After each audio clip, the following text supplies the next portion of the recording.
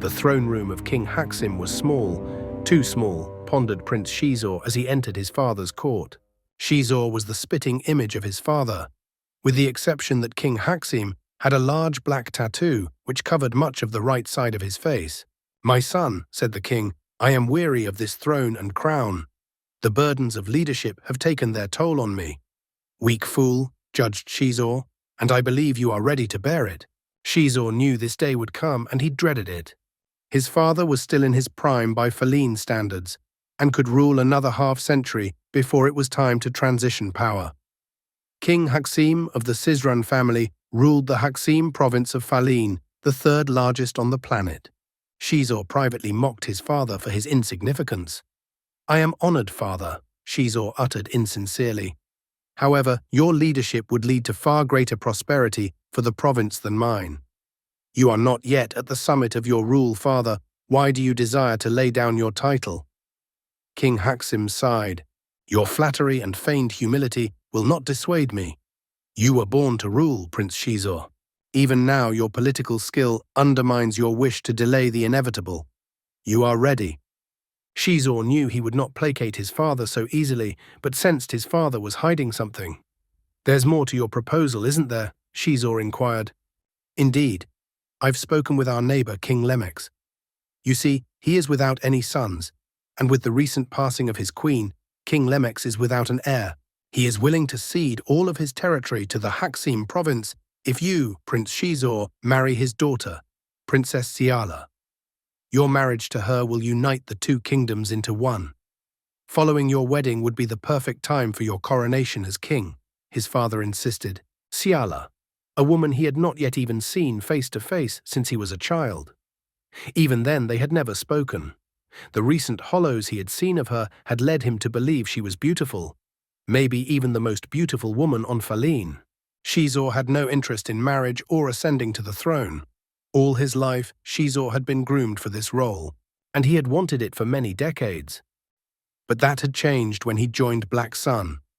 Underlord Alexei Garin had personally cultivated Xizor for a role in the galaxy-spanning organized crime syndicate. Xizor's legitimate shipping company, Xizor Transport Systems, was already a multi-billion credit company before Garin had approached him. After joining Black Sun, XTS became a trillion credit company in such a short time and possessed a greater net worth than the entire Xizor province. But Black Sun had been destroyed. Around a standard year ago, Alexei Garin and all of the leadership of Black Sun had been assassinated. By whom, no one knew. What few leaders remained devolved into small gangs that killed each other in droves. Few survived. Xizor knew Black Sun would never be the same again. The only being who had the seniority, power, and personal wealth to possibly keep it together was Size From, but he had gone out on his own, branching off his own syndicate comprised exclusively of other Audats. Some had wrongly assumed Xizor himself would take over, due to the significant extent to which XTS was used in front operations for Black Sun pertaining to galactic smuggling. Xizor would have gladly taken over as Underlord, but there was nothing to take except what he'd built himself, XTS. He pondered why he'd returned to Feline in the aftermath. His decision largely came down to leverage. As Prince of the Xizor province, his royal title afforded him several advantages for XTS, not the least of which was that he was nearly untouchable, so long as his father's military backed him and XTS. He'd thought a great deal about his goals in the last year. The three things Xizor wanted more than anything were wealth, power, and women. XTS gave him wealth. His natural good looks made beautiful women easy to attract. And what of power? With XTS, he could cripple a world's economy with his shipping leverage, something he had done to secure better deals for himself in the past. But the power Xizor craved went beyond that. He wanted power with impunity. He'd had a taste of it with Black Sun. But without the backing of an elite network like that, he would be unable to find the kind of power he was looking for. Would becoming king be his best path to power? "Allow me to make 2 requests," Xizor petitioned. "First, I would like to meet Princess Xiala, and second, permit me a week to discern my choice, and I will come before you again with a decision." "Your requests are accepted. I'll arrange for you and Princess Xiala to have dinner tonight here in the palace. I look forward to your decision, Prince Xizor." His father made a point to emphasize his name and title, Prince Xizor.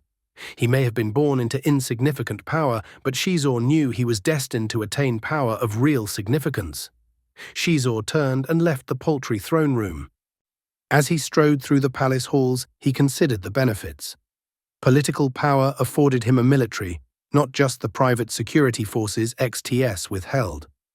Territorial expansion, even in the business world, was difficult without force.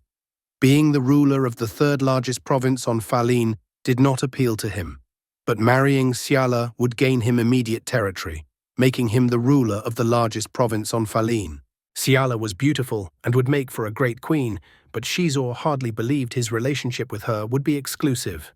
Nonetheless, their political union would immediately make him the most powerful person on Faline. He was already the most wealthy, but with time and some strategy, he could rule all of Faline. Xizor did not want to stop there, but the laws of the Republic would undoubtedly hamper him. Internal affairs, such as a civil war on Faline, would likely be permitted by the Republic, albeit with a couple Jedi sent to mediate a resolution. Xizor did not want to deal with the Jedi, but they too could be manipulated to his advantage. But if Faline invaded a neighboring system, the Republic would intervene. He could also take the route that institutions like the Trade Federation had, using XTS to form a commerce guild that turned systems into client worlds which they could then govern by proxy. But that presented another issue: regulations. There would be much to think about in the next week. Xizor's shuttle arrived at the XTS headquarters, a tall building with dozens of landing platforms. It had long been the largest shipping hub on the planet, dwarfing the surrounding cityscape. Upon entering, his assistant Sprax approached him. Sprax had been one of his underlings during his time in Black Sun. The Nalroni had a gift for galactic trade. He had been apprenticed to a prominent merchant house on Brental, covertly advancing Black Sun's interests when Xizor had recruited him for XTS. Sprax had loyally stayed with XTS even after Black Sun's collapse. "Prince Xizor, there's been a situation with one of the recent import ships," Sprax said. Xizor did not like bad news. "What do I need to know?" he inquired. Sprax began to walk towards the security holding cells. Stowed away in a luxury goods shipment was a Twi'lek smuggling death sticks using containers of frozen nerf meat. "She won't tell us where she acquired them or who she works for." "Where did the ship come from?" Xizor demanded. "Coruscant. Have you taken care to make sure this is quiet?" Xizor asked. "The utmost care." Sprax stopped outside of a door. "She's inside this holding room." Xizor began turning red as he started to emit high-potency pheromones, one of a Faline's most valuable assets, particularly when dealing with females. In males, a Faline's pheromones could produce a strong sense of loyalty and friendship, which he could use to his advantage. But in females, a potent dose of a male Faline's pheromones could make a simple-minded woman fall in love instantaneously. Xizor entered the room, where she remained guarded by an XTS security guard. She would not have been considered attractive even by Twi'lek or human standards. Xizor knew this would be easy. "From where did you acquire the death sticks you were smuggling aboard my ship?" Xizor demanded. She returned only with silence, her eyes gazing towards the floor. Xizor took a deep breath, intensifying his pheromone output. "Who do you work for?" Xizor requested the information much less harshly this time. She shifted her eyes up at him. Xizor could see even from this distance her pupils were dilating. I can't tell you that," she stated. Xizor sat down close to her, his skin turned redder by the second. "I need your help. Why did you smuggle those death sticks aboard my ship?"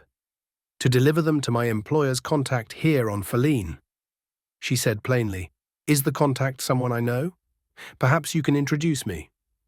"You wouldn't want to meet her," she retorted. Xizor sensed a tinge of jealousy. "Now in for the kill." "Well, I'm very glad to have met you. Since you're using my ships to move your merchandise, perhaps you and I could enter a partnership that would be mutually beneficial," Xizor suggested. Her face lit up. "I would like that," she said. She was hooked. "On whose behalf would we be moving this product?"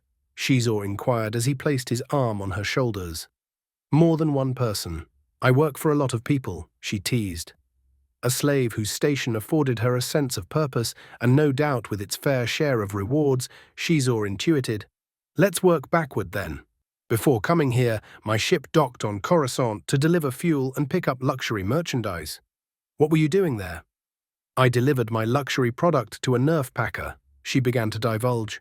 While waiting to get the crates back, I fulfilled my obligations to meet with a Twi'lek senator who protects smugglers like me. Xizor knew of only one person who could fit that description, Senator Connus Trell. Before smuggling the crates and myself back onto your ship, she continued. Where did this luxury product come from? Xizor asked. Malastair. That's where I picked up the death sticks, she revealed. From whom? Xizor requested the information more sternly this time, but she didn't react, still bound by his spell. A Dug named Sebulto, she stated, her expression that of a smitten child. Sebulto. Xizor knew of him. A local drug trafficker with a knack for being too out in the open. Clumsy, Xizor thought. Whoever the Dug worked for would regret partnering with a being so loud. The Dug doesn't work alone. Who is he partnering with to move the death sticks? Xizor pressed. The Bando Gora, she divulged. More specifically, Gardula the Hutt. She hesitated and gazed at Xizor. Our partnership would certainly help. Xizor snapped her neck, and her body fell limp onto the floor. Who else knows she was discovered on the ship? He demanded of the guard. I found her and notified Sprax, who notified you. No one else received any communications or saw her transferred here, the guard stated. Xizor pulled out a holdout blaster and fired, leaving a blaster mark on the guard's forehead. Sprax burst into the room. What happened? Xizor dropped the blaster by the dead woman's hands. The prisoner drew a holdout blaster and gunned down the guard, and I halted her attack, list her as a death stick addict, caught using while stowed away on our ship. She fired on a security guard and was dispatched before she could do any more harm. Quietly remove and then destroy the death sticks she brought with her, Xizor commanded. Yes, my prince, Sprax grovelled with a grin. Xizor was not oblivious to the fact that the Nalroni was aware that Xizor had lied. But despite his curiosity, he knew better than to inquire further. And schedule me an appointment with Senator Connus Trell of Ryloth. Prepare one of my yachts to leave this evening. So Gardula the Hutt was in league with the Bando Gora, cornering the market on death sticks. Had Xizor still been in Black Sun, he would have found this information useful, but this information had little worth to a civilian. However, Xizor's instincts had taken over in that room. Not only did he kill the woman working for Gardula, but Xizor also killed the guard simply for knowing the same information he did. Would he have killed Sprax if he'd overheard too? Xizor trusted Sprax more than a mercenary, but this information had value to the right people. Perhaps he should find some use for it. Sitting in his office, Xizor read the latest reports of the profits XTS had grossed during the past standard week across the galaxy. He was quite pleased with the results. His private celebration was interrupted by the tone of an incoming holocall. Xizor pulled it up on his holo display, and then, hovering before him, was the holo of a human male. Dal Perhi, Xizor exclaimed. This is most unexpected. I'd heard rumors that you'd perished on Raltier. Perhi grinned. I was certainly supposed to have been. Alexei Gaian summoned me to his fortress on Raltier, and I was en route when he and the rest of Black Sun's leadership were slaughtered. I'd received word of their deaths before my arrival, so went underground and allowed the rumors of my death to proliferate. Coward, Xizor thought. Not even he, who had a larger target on his back than Perhi, disappeared after the incident. He'd increased security and returned home, but would never in a million years fake his death to avoid an attack. Well, it's good to hear you survived, Xizor feigned. What is it I can do for you? I require a shipping company such as yours. I'd like to meet face-to-face on Coruscant to discuss the details of this venture, Perhi pitched. Perhi may be a coward, but if Xizor knew anything about him, it was that the man was an entrepreneur and had a knack for moving credits. It'd be my pleasure to discuss this venture with you in person. Fortunately, I'll be traveling to Coruscant soon on other business. So I've heard, Perhi smirked. I'll send you the coordinates. The holo disappeared. Perhi was up to something, Xizor knew. He'd been positioned to fill the role of a Vigo in Black Sun before its collapse. If Perhy was involved in some business venture, it would hardly be legal. Xizor would at least hear him out. Whatever agreement Perhy wanted to enter into with XTS could be to Xizor's benefit. The door to his office raised, and Sprax came in. "Someone is here to see you, Prince Xizor." "Send him in," Xizor permitted. A stocky feline entered his office. He wore a sour expression and said nothing. "Zavok Dren. To what do I owe this visit?" Xizor inquired. "There's someone who wants to speak with you," Dren recited as he reached into his pocket and pulled out a small hollow emitter. "Greetings, Prince Xizor," a deep voice bellowed as the image of a grandiose feline appeared from the emitter. "Rumors have already begun to spread. Soon you will be a very powerful feline." Xizor wasn't flattered. "I am already a very powerful feline. What do you want, Grunsight?" Zomit Grunsight was a stain on Black Sun prior to its collapse. He liked to be seen wielding what little power he was afforded and would let valuable information leak to Black Sun's enemies in attempts to impress others. Xizor had wished he'd been eliminated to reduce Black Sun's liabilities. Grunsit grinned. "And I had thought you were known for your eloquence. I have come here to make you an offer. Since the disaster on Raltier, Black Sun has been non-existent in the public eye.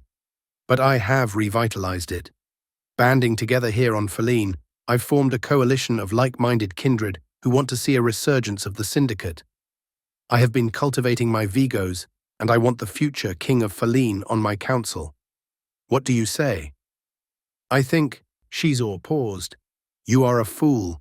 You presume the title of Underlord, but you never would have survived in Black Sun as a Vigo. Black Sun's strength was always its anonymity. Your ethnocentric, pathetic attempt at a syndicate will place every Feline under suspicion. Your lack of subtlety will get you killed. Do not think I am unaware of your activity. You are based on Mustafar and have failed to even create a single successful front operation. If you think I am going to hand you one, you are sorely mistaken." Grunsight recoiled. "You will regret rejecting my very generous offer." The hollow faded. Zavok Dren glared at Xizor before turning and leaving. Xizor gritted his teeth. He had not known that Grunsight was calling his enterprise Black Sun, but Xizor had noticed a lot of traffic between Feline and Mustafar and deduced Grunsight was organizing those trips. Their credits were made solely by providing mandatory protection services for small-time businesses such as fuel stations and restaurants built into asteroids. Hardly anything to boast about. They were practically pirates who took themselves more seriously. With that unpleasantness over with, Xizor could hardly wait for the next meeting on his itinerary, one he expected to be far more pleasant. Xizor waited at the private entrance to the Haksim royal palace, flanked by 2 royal guards. He had never been nervous with women, but this was different. He was meeting a woman who could soon be his bride. That made him nervous. A hover carriage shaped like a carved pearl drifted over towards the entrance where he stood. The door slid aside, a ramp extended, and a meek servant stepped out and fell prostrate at the base of the ramp. "I present Princess Xiala, daughter of King Lemex," the servant uttered. Out from the hover carriage appeared a beautiful woman. In fact, Xizor thought she was the most beautiful woman he had ever seen. "Welcome, Princess Xiala." Xizor bowed and then extended his arm. "May I?" Xizor suggested. Princess Xiala extended her arm, and Xizor intertwined her arm with his. Xizor observed that her green skin was the most subtle shade of red, a sign that she was producing a subtle but not imperceptible amount of pheromones. She wore a large smile that Xizor had scant seen on the faces of cold-blooded Feline females. Xiala was clearly pleased to be here. He guided her into the palace, followed by the palace guards. They entered a large dining room that was empty, save for the food already prepared on the table. Xizor seated the princess in her seat, then he turned to the guards. "Leave us be," he demanded. It was quiet. In reality, it was only a few long seconds, but it felt as if minutes of silence had passed. Finally, Xiala broke the silence. "Do you remember when Feline's ambassador to the Republic held a banquet for all of the nobles of Feline?" "I do," Xizor replied. "It was a rare sight to see all of the various kings and queens in one place. I was a child. I remember I couldn't wait to leave. I was far more interested in the blaster training my father had scheduled for me later that day than being introduced to every Faline of influence. If I recall correctly, I was the only prince in attendance. Other than a few male infants who were absent, you were, Xiala confirmed. Myself and all of the other princesses had quite a few things to say about you. Being the only prince around our age on Faline, we argued about which of us would inevitably marry you. Xizor grinned.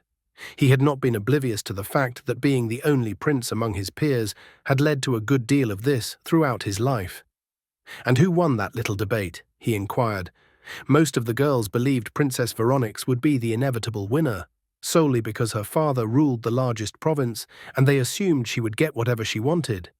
Xiala divulged. But that was never going to happen. Indeed, all these years later, and it is the two of us discussing marriage, Xizor said. Are we? Xiala grilled him. I suppose we are, Xizor responded. Tell me, Xiala, what is it you desire? She paused to consider his question. I want to be queen. Your queen. Xizor suspected there was more to it than that. Queen of the combined Haxim and Lemex provinces.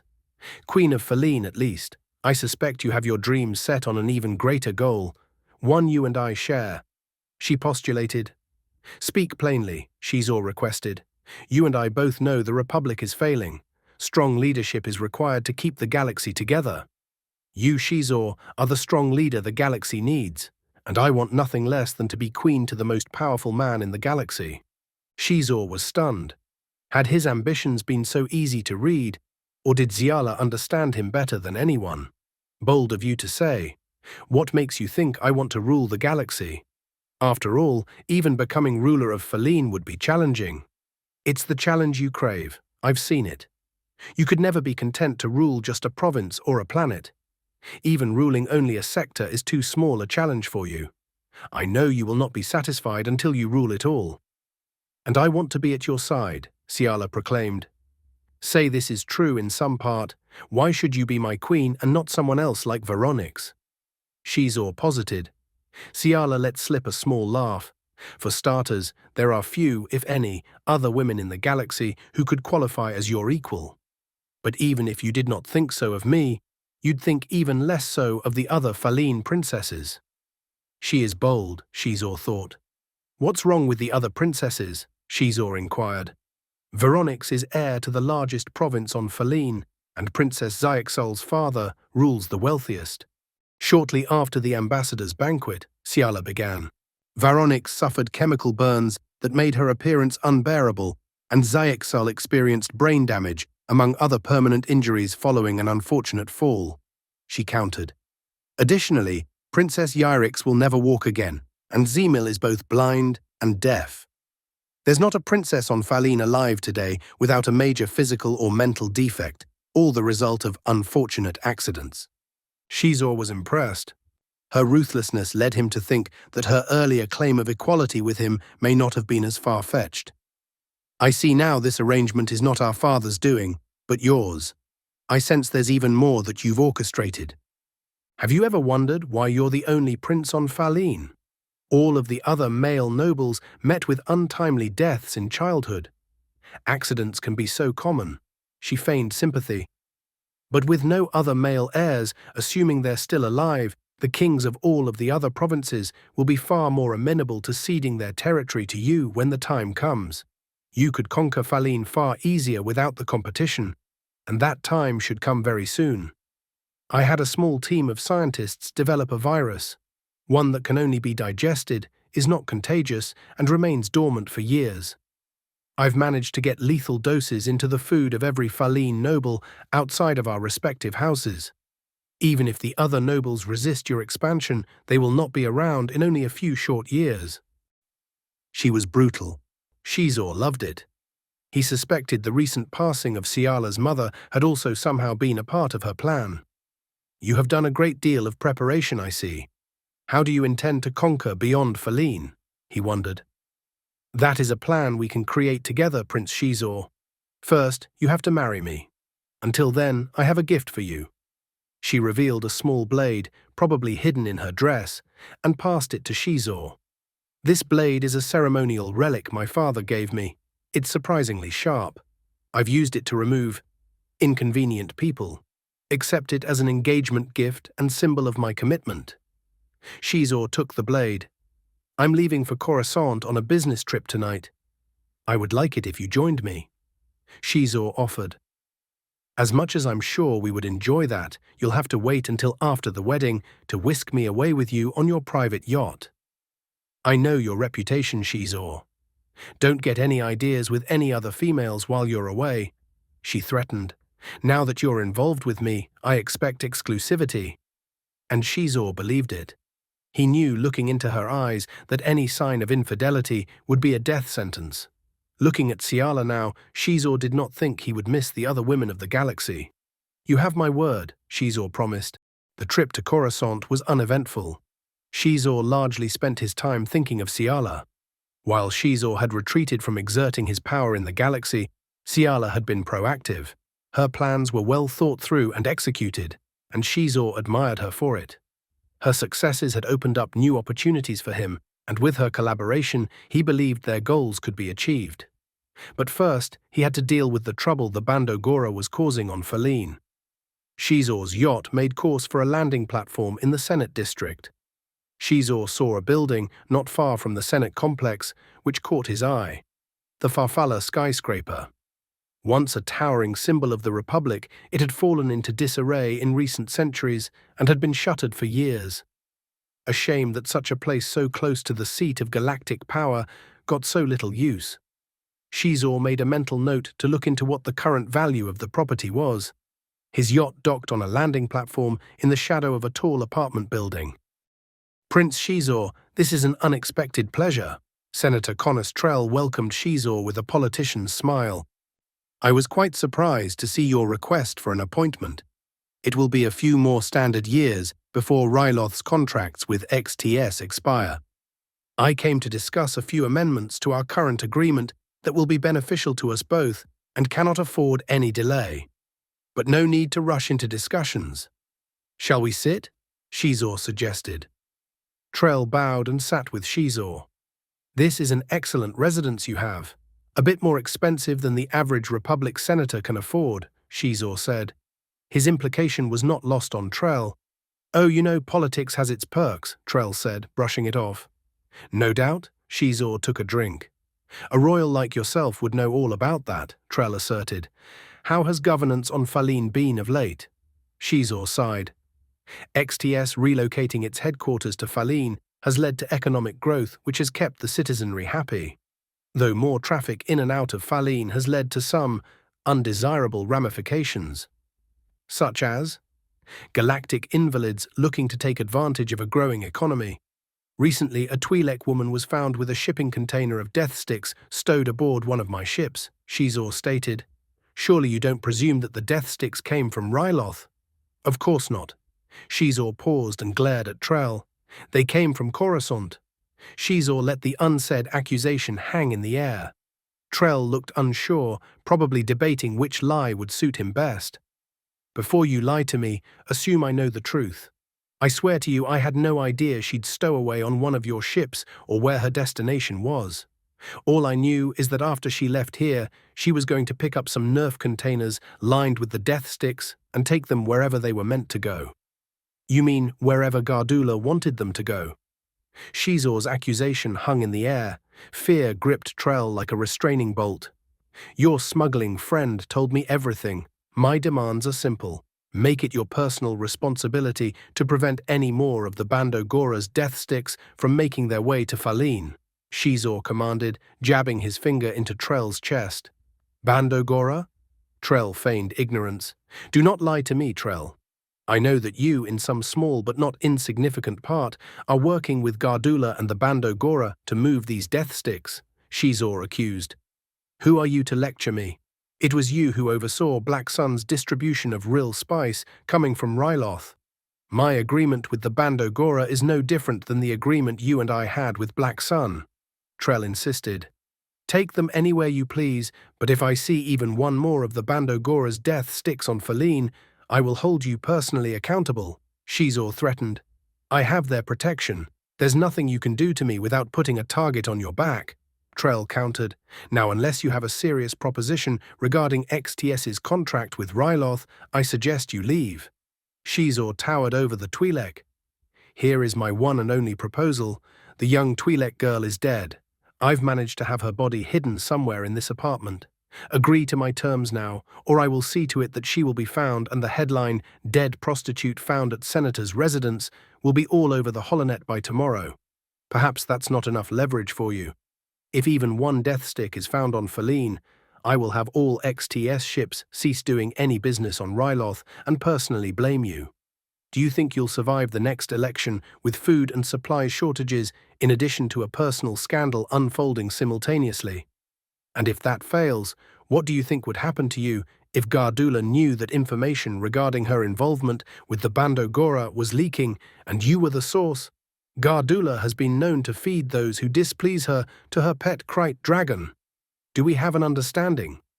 Trell bowed in submission. The coordinates Perhi had given Xizor led him to a rather unsavory place in the lower levels of Coruscant. Xizor had come prepared with a cloak to not only conceal his appearance, but also a holdout blaster and the ceremonial blade Xiala had given him. He had purchased and then modified a speeder that looked as if it had been manufactured before the Rusan reformations. He'd fit right in with the lower-level dregs. As Xizor descended into the depths of the lower levels, he pondered why Perhi had chosen this location. Even before the disaster on Raltir, Perhi largely kept his activities sequestered to illicit activities. Xizor suspected Perhi's new business venture was no different and wanted to use XTS as a front. Unlike with Zomit Grunsight, however, Xizor knew Perhi could be successful and would at least hear his proposal. Xizor parked his speeder in an alley. The coordinates Perhi had sent him led to the building across from the alley. Xizor noticed several unsavory beings up and down the street. As Xizor crossed the street, a small gang of miscreants rushed behind him to his speeder. He counted 3 of them, a Dorose, a Rodian, and a Twi'lek. He pulled out his holdout blaster and fired a warning shot in their direction. "Step away from the speeder," he demanded. The trio responded by revealing weapons of their own. 2 had vibroblades. The Duros possessed a blaster. Xizor suspected he was their leader. The Duros opened fire. His aim was wild, hitting everything in view except Xizor. As the Rodian and Twi'lek rushed towards him, Xizor fired a single shot at the Duros, striking him in between his bulbous eyes. The Duros collapsed to the ground, while Xizor adjusted his aim towards the oncoming Twi'lek, whose vibroblade swung and knocked Xizor's blaster out of his hand. He pulled out his own blade and parried 2 more of the Twi'lek's wild swings before thrusting his blade deep into his chest. Standing behind Xizor, the Rodian lifted his blade over his head, ready to drop it on Xizor's, when Xizor pulled his blade from the Twi'lek's chest and sliced across the Rodian's neck. The Rodian's head dropped to the ground and rolled as its body fell backward. Agran, thinking he could swipe Xizor's speeder during the confusion, pressed his hand on the door lock and was electrocuted. His smoking body lay as a warning to any others who thought to steal the speeder, as Xizor finished crossing the street and entered the building. The building contained what appeared to be one large room. The only light illuminating the space came from a hollow at the center, projecting from the surface of a grand desk with nothing but a box of data cards lying on top of it. The hollow was a star map of the trade routes between Coruscant and the Arcanis sector. Behind the hollow sat Dal Perhi. "Welcome, Xizor," Perhi said. "I was beginning to think you'd changed your mind. Your choice of location certainly would make anyone think twice about attending a business meeting." Perhi grinned. "This is only a temporary contact point for you and I to converse." Perhi extended his arm, beckoning Xizor towards the chair across from him. Xizor took his seat. "I've taken great risks in coming here. Why did you invite me, Perhi?" Perhi pulled one of the data cards out of the box lying on the desk and then placed it into the desk's data port. The hollow changed from a map to a series of numerical graphs. Perhi pressed a button and the data reversed so that Xizor could see it more clearly from his point of view. "What do you see?" Perhi asked. Xizor studied the numbers. Republic credit symbols filled the view, and all values were trending up. It was not unlike the XTS graphs Xizor himself had been studying when Perhi had invited him here. but the values were astronomical. The number of credits I'm seeing here is in the trillions. What entity am I looking at? Perhy pressed another button and a symbol overlaid the data. It was a circle within a circle, with 16 sharp points of varying lengths sticking out from all sides. Xizor knew that symbol well. Perhy grinned at the moment when Xizor's understanding became clear. This is impossible. After what happened on Raltier, I had more credits at my disposal than Black Sun, Xizor exclaimed. Indeed. What you are looking at is the net worth and credit flow of Black Sun in the last year. Here, Perhy pointed to the leftmost part of the graph, is the total assets in Black Sun's possession before Garin's death. And here, he pointed at the lowest part of the graph a short time after the peak, is when Black Sun had been largely thought dead and many prominent members, including yourself, left or went into hiding. Perhy took a moment to glare at Xizor. His hand then glided all the way to the right. However, at present, Black Sun's net worth is 10 times what it was at our lowest point and crossed the trillion credit threshold once again. Black Sun is less than half of what it used to be, but it's growing and fast. Xizor knew where this was heading. And you want XTS as another asset, he sneered. On the contrary, Perhy retorted, I am more interested in you, Xizor.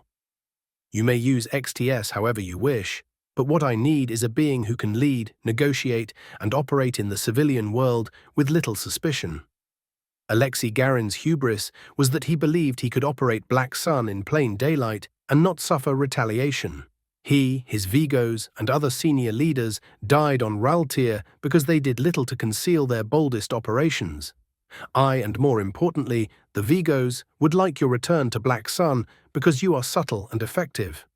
Xizor understood their concerns. Grandiose criminals rarely lasted long against their enemies, legitimate or otherwise. I suspect that means that the current Vigos and Underlord do not wish their identities revealed to me at this time. Xizor probed. Perhy nodded. Where then would I fall in the hierarchy of the syndicate? Xizor asked. You would move up from your previous post and be made a captain. Shortly after your invitation, I was contacted by another representative of Black Sun who offered me the role of Vigo, Xizor countered. If you are referring to that fool Zomit Grunsight, he and Black Sun have no relation. I'm not surprised you rejected his offer. Vigo of an insignificant gang and Vigo of Black Sun are not the same thing. As a captain in Black Sun, you would wield more power than that self-proclaimed Underlord himself. Black Sun has permitted him to operate as a distraction from our enterprises. A wise choice, no doubt. I am soon slated to become the next king of the Haxim province on Faline. Grunsight was particularly attracted to having the future king of Faline as a Vigo. You contacted me shortly after my father proposed this to me. Have your thoughts mirrored his? I've wanted to bring you back to Black Sun for some time, but if you become king, that will no longer be possible. Politics brings too much attention. Attention Black Sun does not need right now. Our offer to you is conditional on your refusal to take your father's place. And if you do decide to become a king, I insist that you avoid interfering with any Black Sun operations in the future. Perhy's ultimatum made sense from the Black Sun's perspective, but Xizor was torn on what to choose. He craved to marry Xiala, craved to rule his homeworld, craved to rule the galaxy. Political power was the path to that. He also wanted to wield the subtle power that money, blackmail, and violence afforded him, tools that would taint his political aspirations. Could he do both? If he did, it would have to be without Black Sun. Their intelligence, business, and enforcement networks would be challenging to replicate on his own. How long do I have to decide? Xizor inquired. The same deadline you gave your father, Perhy hinted. However, I have a trial for you to complete as a condition of your return, and if you choose not to return, I will pay you 50,000 credits for your trouble if you succeed. XTS and yourself are respected by many entrepreneurs, both legitimate and otherwise. I need someone respectable to go and speak to Jabba the Hutt. I do not yet believe he is aware of Black Sun's return. However, we do plan to do business in Hutt space. Go and make a preemptive peace offering to him. Let him know that we have no designs to unseat him, and we are willing to have our front operations pay the standard fees for doing business in hutt space. The Boonta Eve Podrace takes place on Tatooine in a couple of standard days. The hutt is usually in a good mood on race day, or so I've heard. If you leave soon, you'll be able to make it in time for the race. Persuade the hutt into overlooking our operations, and you'll have earned your spot as a captain of Black Sun. Xizor considered the offer. I will go, but only if you agree to pay me the 50,000 if I succeed and choose to return to Black Sun. 100,000 if I choose not to. He counter-offered. Perhy grinned. If you're as shrewd with the hutt as you are with me, I just might. It is agreed then, Xizor proclaimed, and then stood. Before leaving Coruscant, Xizor had wired credits to the owners of the Farfalla skyscraper for its purchase and had simultaneously paid for demolition crews to raze it to the ground. Soon, construction would begin on a massive palace Xizor planned to use for his personal use near the powers that be in the galaxy. He might become the king of Faline, but his mind was fixated on one day ruling Coruscant. As the chaos of hyperspace flew past his viewport, Xizor spent much of his trip to Tatooine deep in thought. He knew he could persuade the hutt to leave Black Sun alone. Still, what would he do next? Black Sun may not be what it used to be, yet Xizor was drawn to what it was becoming and could become if he became a part of it. Then there was Xiala and Faline. Her schemes had made Faline primed for his takeover of the planet, and her beauty made him drawn to her all the more. He could also just continue what he was doing before, that is, to grow his wealth with XTS. Could he even go back? He might never have a better shot at obtaining power than the choices that lay before him. In a perfect world, he could choose both. Marry Xiala, become king of Faline, and make use of Black Sun's assets to advance his goals. But Black Sun wouldn't permit him their resources if he chose to become Faline's king, and Xiala would never accept not being Faline's queen. Xizor grasped the blade Xiala had given him and smiled. Black Sun may not allow him that choice, but since when did Prince Xizor of House Sijran let others make decisions for him? Xizor would marry Xiala, become king, discover who the Vigos were, then have them, and perhaps even Dalperhi, eliminated. He would take over the burgeoning Black Sun and grow his sphere of influence across the galaxy. Because that is what he wanted. And with Xiala as his queen, they could shape the galaxy however they wished. His decision was made. Xizor's yacht leapt out of hyperspace above Tatooine. A significant number of ships were all heading for the same part of the planet in the Northern Hemisphere for the Boonta Eve Classic, one of the largest pod racing events in the galaxy. The yacht arrived early in the morning. The second sun had yet to creep over the horizon. It was just in time for race day. Xizor acquired a private hangar in Mos Espa. It was the most expensive hangar in the city. Xizor had to bribe the owner to cancel the reservation of a late spectator. Though it was a pricey docking fee, the place was still infested with sand. He'd have to get his yacht scrubbed and cleaned as soon as he returned to Faline. Xizor posted his security detail around the ship to prevent would-be thieves from attempting to hijack it. Xizor rented a droid-propelled carriage. It was sealed to prevent sand from getting everywhere, and a droid with a wheel at its base drove it to the stadium where the race was held. The heavy traffic resulted in a long ride there. The suns will be at midday by the time we arrive, Xizor thought. He felt utter disgust at the conditions here. Heat rarely affected cold-blooded species like a Faline. However, the quickly rising temperatures were beginning to irritate him. The lowest of life forms crowded the streets, dragging their stench with them. If not for the doors and window of his carriage, Xizor may not have been able to bear it. Xizor finally arrived. He then understood the excitement around the race. This was a colossal stadium. He could already see racers begin to move their pods onto the track. Xizor placed his token wagers.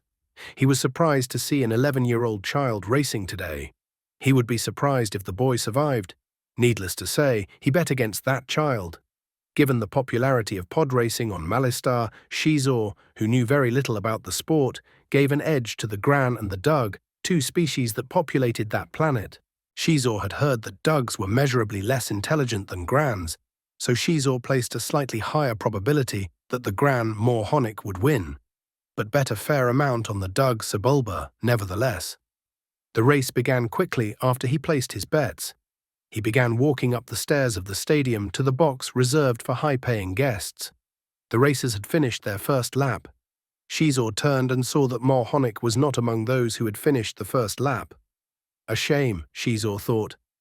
As Xizor ascended the stairs, another feline was descending. Zavok Dren. Dren was furious. They both stopped where their paths met.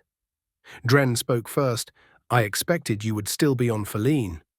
And I would have thought you'd be on Mustafar pretending to be important," Xizor spat back.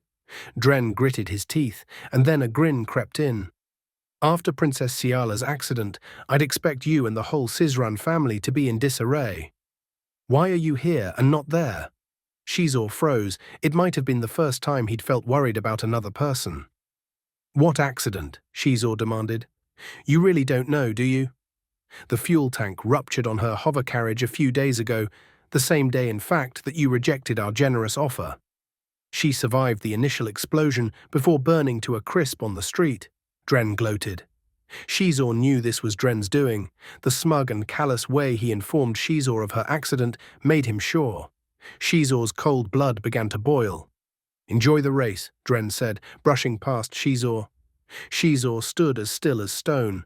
The sounds of the crowd and the race faded into oblivion. Dead. Xiala was dead.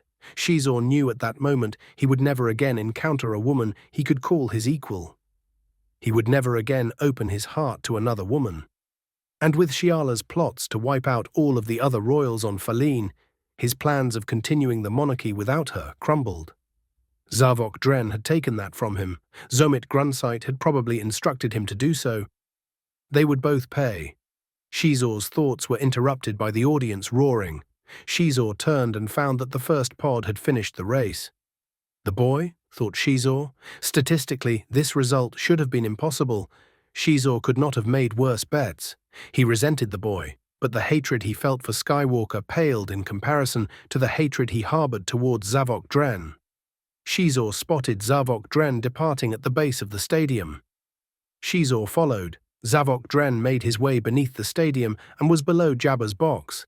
He then pulled out a small device. It was thick and fit within his palm. A large red indicator decorated the top of it. Dren pressed a button on the bottom, and the red indicator started flashing and beeping. Then he placed it on the ceiling. Before Zavok Dren spotted him, Xizor pulled out the blade that Xiala had gifted him and grabbed Dren with one arm and with the other pierced his heart with the blade. Xizor repeatedly stabbed Dren, whose resistance was minimal after the first few punctures. With every stab, Xizor's hatred grew fiercer. Dren's body had already gone limp, yet Xizor continued tearing into him.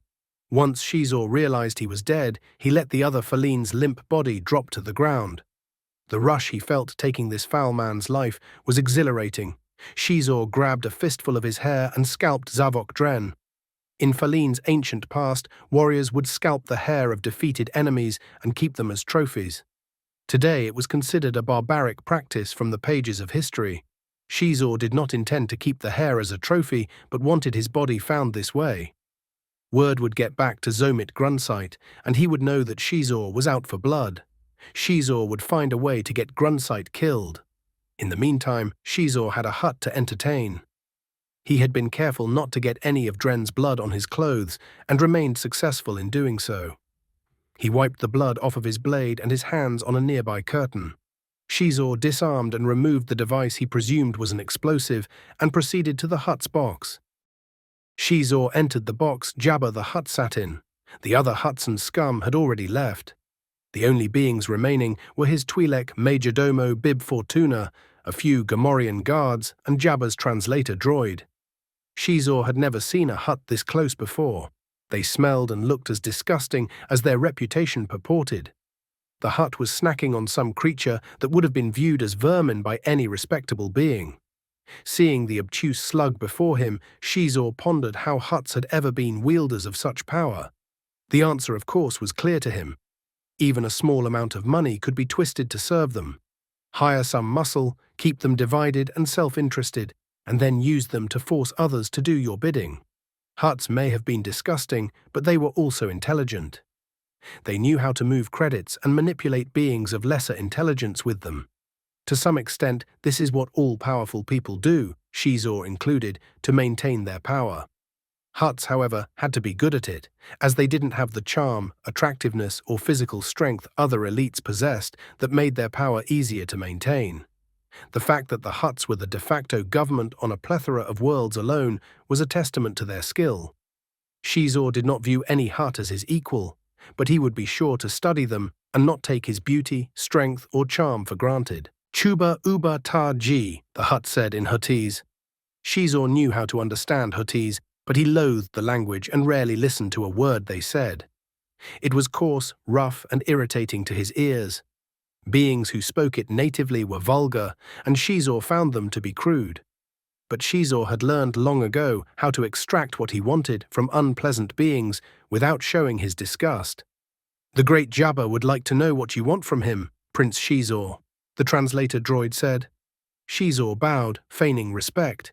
"Jabba, I come before you with news and a humble request."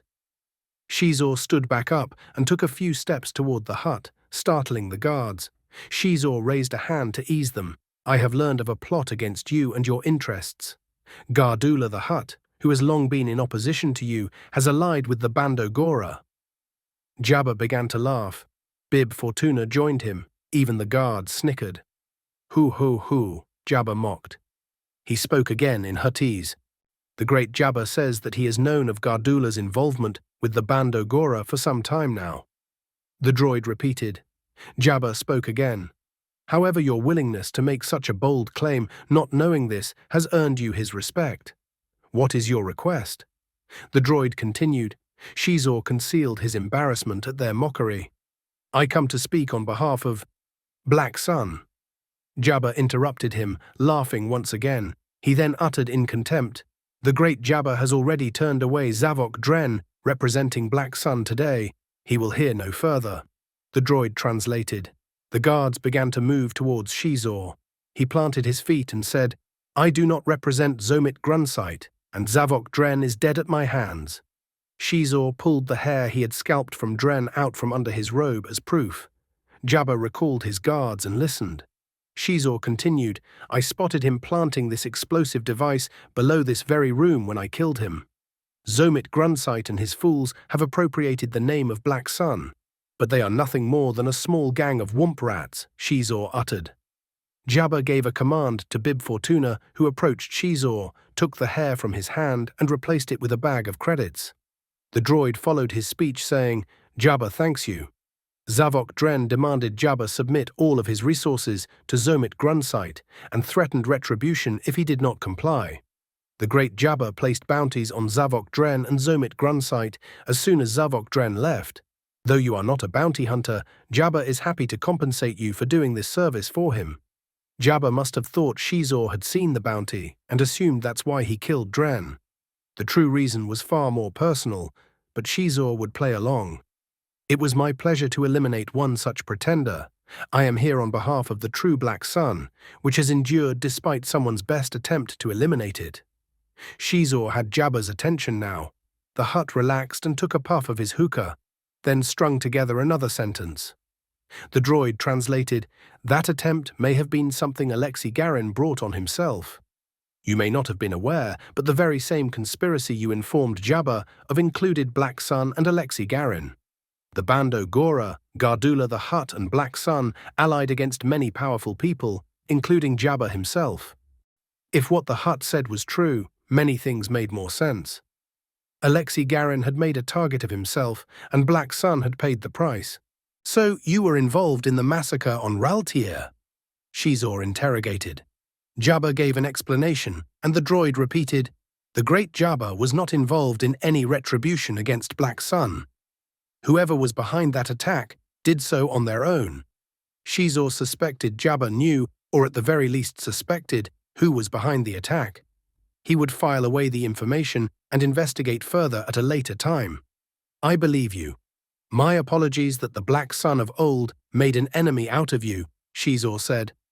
"It would seem Zomit Grunsite is making the same mistake Garin did in making a target of himself. Allow me to present an alternative. I was sent to forge a new mutual understanding between Black Sun and the Hutts. a partnership that will be mutually beneficial. Black Sun would again like to operate in the Outer Rim. With the recent taxation of trade routes to this region of space, there's bound to be a lot of money to be made smuggling and underpricing competitors who get strong-armed into the Republic's siphoning. This would include doing business in hutt space. Black Sun offers not to encroach on any of the hutt's business and will even pay the hutt's fees through our front operations, so long as the hutts permit Black Sun to operate and keep its business quiet. Jabba took another puff of his hookah and groaned another sentence. The droid said, "Your terms are acceptable. So long as you, Prince Xizor, are the one speaking to the hutts on Black Sun's behalf, Jabba will permit their operations within hutt space." Xizor bowed as the hutt continued speaking. Success. Xizor had done it. Perhi would pay him well, even if he chose to become king. But without Xiala, his desire to rule Faline fell to ashes. Today had shown Xizor something. The violence, the deal-making, and the money involved in this side of the galaxy appealed to him far more than politics. Jabba finished, and the droid said, "Where exactly do you fall in the hierarchy of Black Sun?" Xizor had made his decision. "I am a captain of Black Sun." And soon he would be a Vigo, then Underlord, and one day he vowed he'd rule the galaxy.